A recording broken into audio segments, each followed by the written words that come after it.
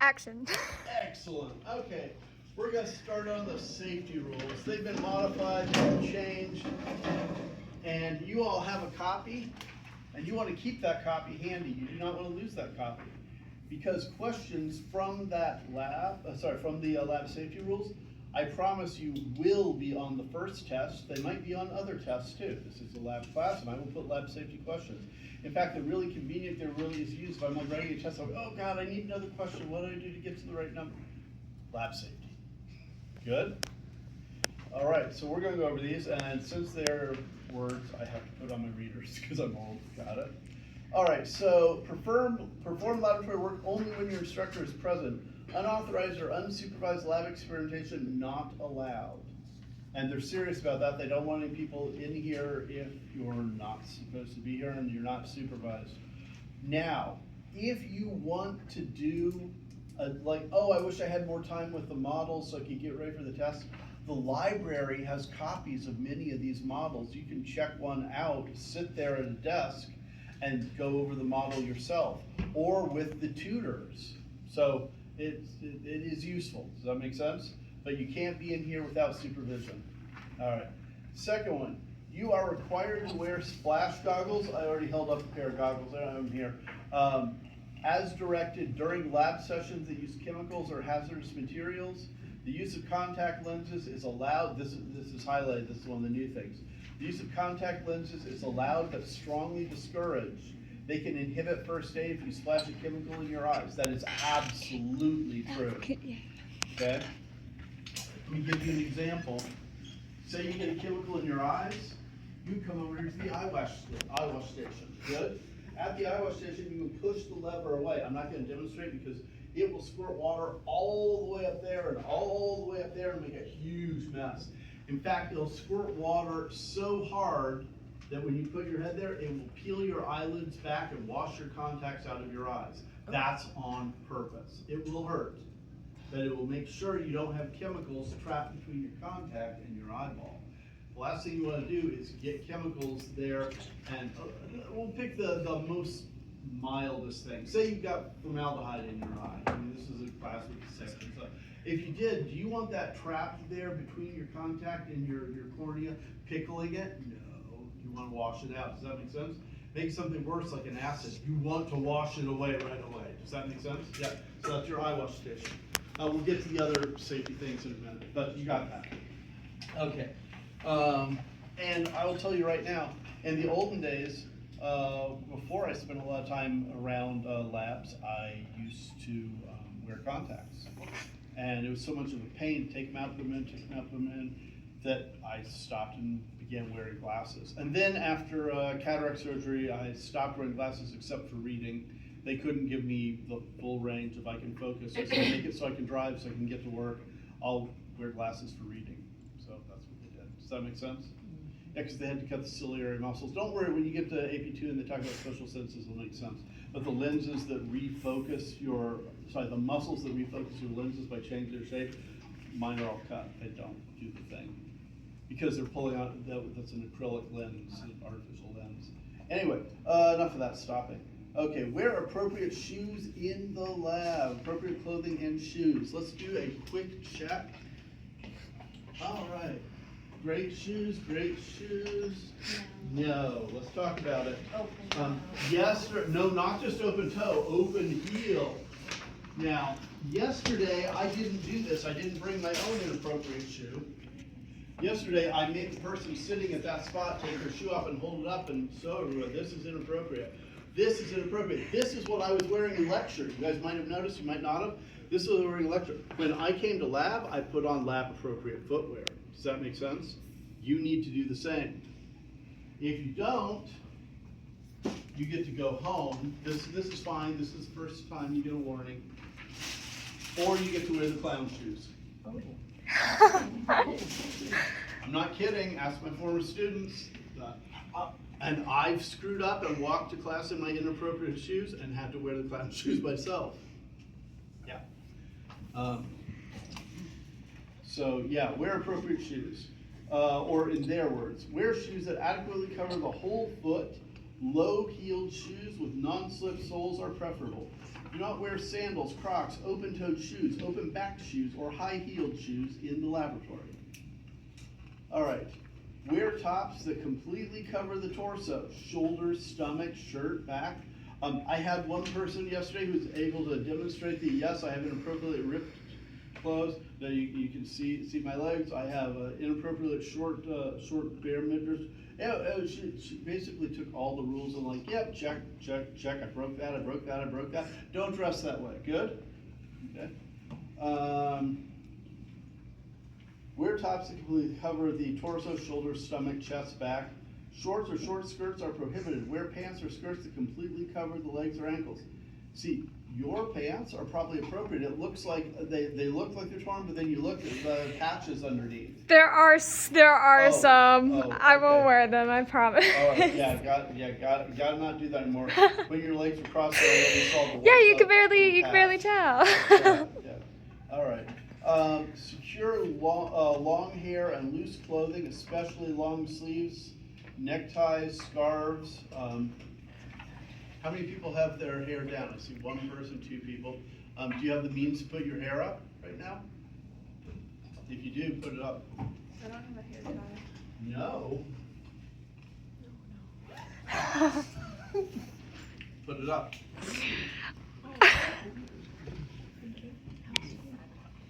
Okay. Yeah, it's gotta be up. Y'all already saw the picture of me with my long hair phase. You know that I've had to deal with that crap too. Alright. Let's keep going. Remove dangling jewelry. Oh, by the way, the whole thing about the long hair, I know what it smells like to be in a lab and have someone lean forward and have their hair fall into a Bunsen burner and catch on fire. It does not smell good. Now, we're not working with Bunsen burners here, we're working with pigs. But do you want to lean forward and have your hair fall down into pig guts? Do you think your friends want to hang out with you after your hair's been into pig guts? Don't do it. Just put your hair up. Everybody good? Yep, makes sense. Okay. Remove dangling jewelry, synthetic fingernails are discouraged. This is a new one. This one is new for this semester. Fake fingernails are discouraged. They are made of flammable polymers which can burn to completion and are not easily extinguished. Do you want your fake fingernails to catch on fire on your fingertips? No. All right, now let's discuss. What do you do if there's a fire? Even on your fingers? We have a fire extinguisher over here. Good, fire extinguisher. I also want to point out if it's a different kind of fire, if it's not like, oh no, this person is on fire, we have to tell them. If it's like a fire in the building, fire alarm, we have to get out, those doors are our first choice. Get us out of this room. Say the fire was on the hallway, we can't get out there. Go into the next lab and use those doors to get out. If neither of those is working,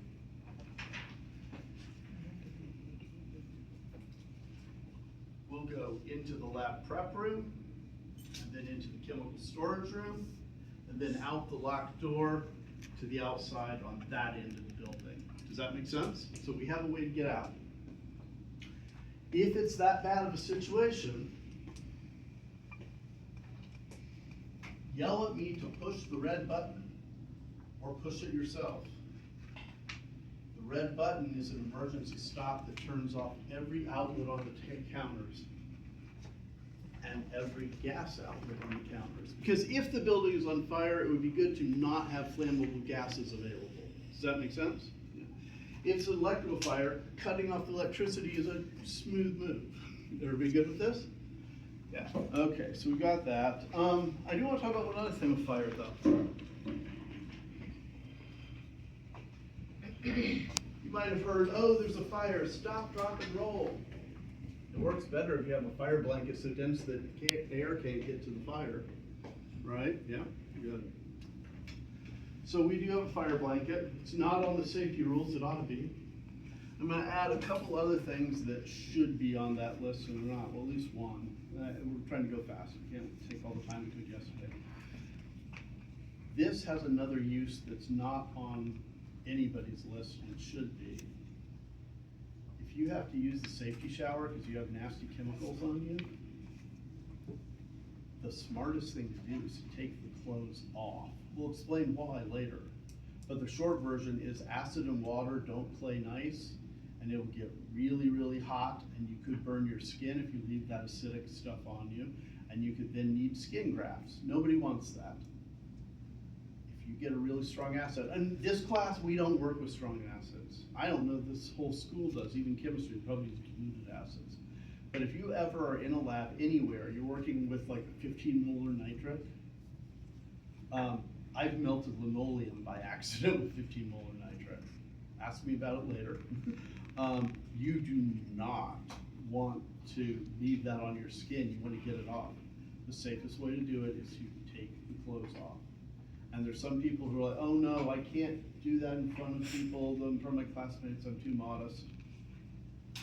Have one friend hold one side, one friend hold the other side. It's no longer a fire blanket, it's a modesty blanket. Does that make sense?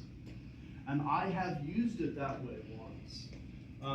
Talk to me about the details later, but the short version is I had a student who, I was proctoring a test for another prof.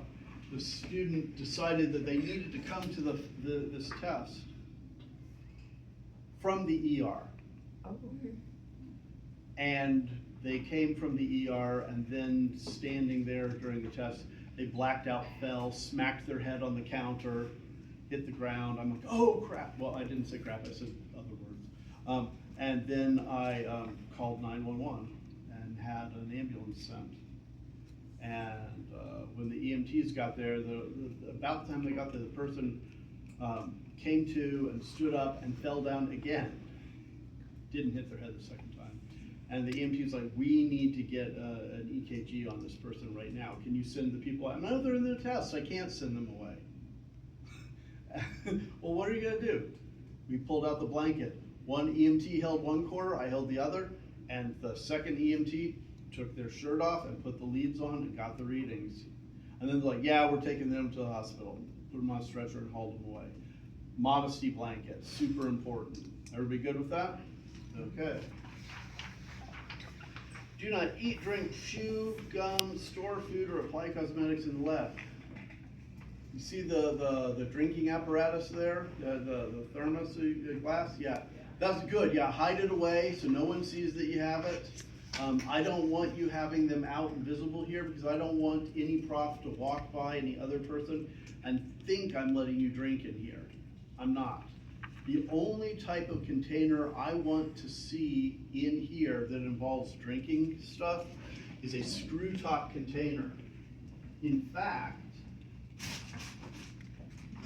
did I bring it? No, I didn't. I was gonna bring a screw top bottle and demonstrate. But if I want a drink in this room, I will walk out here in the hallway and open it up and drink. And I'll go, I'm still watching y'all. And I'll close it and I'll come back in. Why do you think I want to not be drinking or eating in this room? Who shares this room with us? Microbiology. What do they do most labs, most days? Yeah, I like the look on your face, the wincing, the nastiness. They work with E. coli, the bacteria that comes out of your butt. Anytime you hear about there was an outbreak, unwashed hands, and these vegetables are now being recalled, and all people got sick, and all, it's E. coli. But E. coli is not just a source of people getting sick. It's like the basic white lab rat of bacteria for microbiology experiments. So we have it around here. And when you're around it, you probably will smell something that smells a little like poo because they make the chemicals, the sulfite compounds that make poop smell like poop. And they're working with that around here. And the rules say that they're to clean the surfaces before and after every lab. But do you think all the students follow the rules and do it? No. So do you think you want to have an open container that could have E. coli in this room? We do have E. coli in this room. Getting into your food or your drink? No. So if you want to drink, if you want to eat, I want you to go outside, get a drink, come back. Good? Good? Yep. Okay. Where did I put my sheet? This is probably, oh, we're close to the end. All right. We're close to the end of the first page. At the end of the first page, you can stop that video. All right, so do not drink, chew gum, store food, or apply cosmetics in the lab. That's what prompted me to say that. Apply cosmetics? Yeah, because think about it. You're in the room, you got the butt bacteria floating in the air. You're gonna take some lipstick and stick it up against your lips to keep it there. And then you're gonna go kiss your significant other and press your butt bacteria covered lips against theirs. It's probably not something they're gonna be happy. Like, oh no, I don't want that kiss. Does that make sense? Yeah. Don't apply cosmetics in here. All right. And let's see, never taste chemicals. I know you're like, huh? This doesn't really matter too much right now, okay? We don't do that anymore in labs. But in the 1960s, that rule is still written in the rules, because back in the 1960s, it was really common to do something really gross. And that was, they had these things called mouth pipetters. Basically a glass tube with a bulb in the middle of it, a swollen area in the middle of it. And people would move chemicals, move bacteria cultures, I'm not kidding, from this container to that container. So they'd suck it up the straw until it starts filling the bulb. When it gets to the line, they stop, they go to the next container, pull their mouth away, it drains it. This was a thing. And we're not going to be working with anything like that here. We don't have anything like that here. So why is that still in the rule? Because sometimes you have some student who thinks they're funny and they go out on eBay and find antique lab equipment and they come in with a mouth pipetter and we're like, no! Don't rile people up. No mouth pipetters around here. There will be no mouth pipetting. Is that clear? If you wonder what it's like, have you ever, okay, I don't want to show up hands. I've been around friends who decided they had to transfer gasoline from one car to a container to go put in another car. Yeah, we're not discussing the situation that was involved. And always, the person who gets the short straw gets a mouth of gasoline as they try to start the tube. Does that make sense? You know what I'm talking about? Do you want to do that with acid or with bacteria? No, just don't suck things up in the lab. No tasting things. Good? Clear? All right. Now, what else was on the list? Where did I put my list? I'm going to grab this right there. All right, and, oh, know the location. Yeah, okay, we did never taste. Smell chemicals only when instructed. Yeah, and this one, by cautiously wafting the vapors towards you. Okay? Let me explain how this works. You walk up to a chemical, a container of chemicals, and you're like, I don't know what that is. Is that acetic acid or is that hydrochloric acid? And what you could do is, oh, that smells like vinegar, that's acetic acid, okay. What you could do, and you're not supposed to, you could walk up and take a huff off of it and you go, oh. You can see a video of me doing that later if you look hard enough on the playlist for lab things. I think it's on your playlist. During lockdown, when I was doing a general biology class, and I had to demonstrate things about acids, and I accidentally inhaled some muriatic, which is like strong hydrochloric. I mean, just the vapors. I don't mean I took liquids up into my face, but just opening the container and not being careful, like I'm talking, the vapors are kind of there going, I'm like, oh, it was so bad. Yeah, you don't want it. Okay, just waft the chemicals if you do, but in general, don't sniff chemicals. Good? Yeah. All right, and the last one. Know the locations of the nearest eye wash, safety shower, spill clean material, emergency exits. We did emergency exits already, you agree? We also talked about fire extinguisher. We also talked about the eye wash, so this is the safety shower that would go with it. Yeah, okay. Not demonstrating because yes, there's a floor drain, but it's not tapered, so water will get everywhere.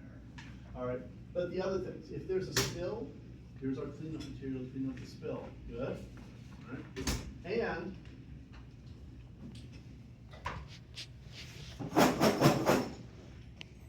tell them all, yes, it's really broken glass. Yes. It's the broken glass container. This is how we clean up broken glass. And we put it in the broken glass container. We don't put it in the trash can because we don't want someone to be like, oh, I gotta change the bag, and they're doing that, and then they put glass through their hand. That would suck. Does that make sense? Yeah. Okay, there are other rules, and I'm gonna continue, but you can stop the video now.